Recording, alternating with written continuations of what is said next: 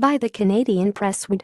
September 20, 2017. The albino groundhog at the center of Canada's most high-profile weather forecasting tradition has died.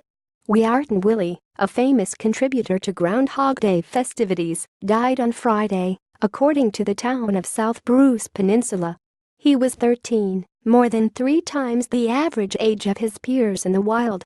Various bearers of the Wiarton Willie name have been drawing crowds to the small central Ontario community of Wiarton for years by emerging from their dens and rendering their take on a light-hearted weather forecasting tradition.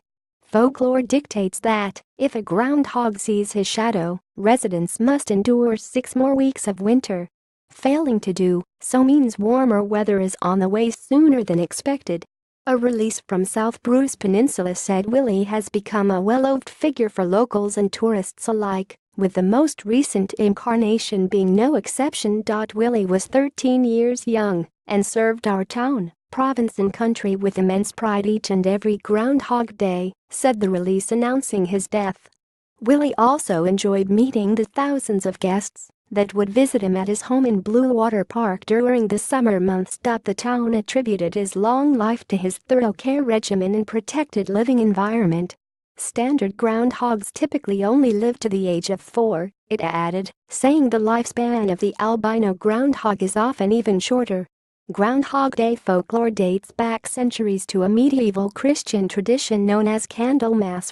Participants would light candles about halfway through the winter season to bring light to a dark and dreary time, and eventually developed superstitions about the weather conditions on festival day. Various cultures documented those superstitions in rhymes that essentially told the same tale. The most succinct of these rhymes is attributed to Scottish tradition.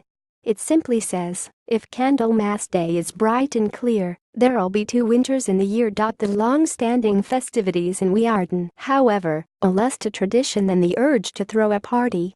Mac Mackenzie, a resident of the town, was looking for a pretext to lure his out-often friends to the area for a winter bash in 1956. After settling on Groundhog Day, he sent out his invitations in the form of mock press releases.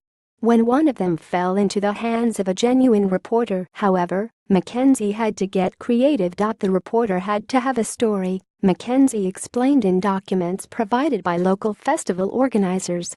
He couldn't go back to Toronto without something. "So we tossed a fur hat with a button on it into the snow. We said it was a groundhog, and the photo ran in the Toronto Star.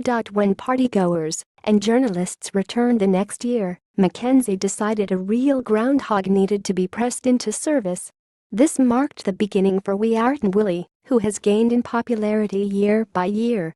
The town was prepared for the most recent Willie's death, with a successor waiting in the wings to ensure the smooth continuation of the tradition, but the transition was not always so smooth.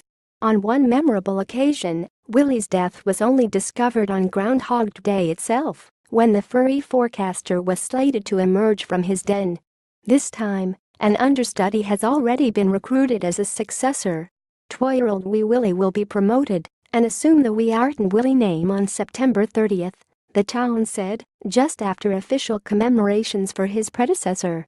South Bruce Peninsula announced that a memorial service and procession will be held on that day, with a guest book in place for those who wish to share their memories of the meteorological marmot.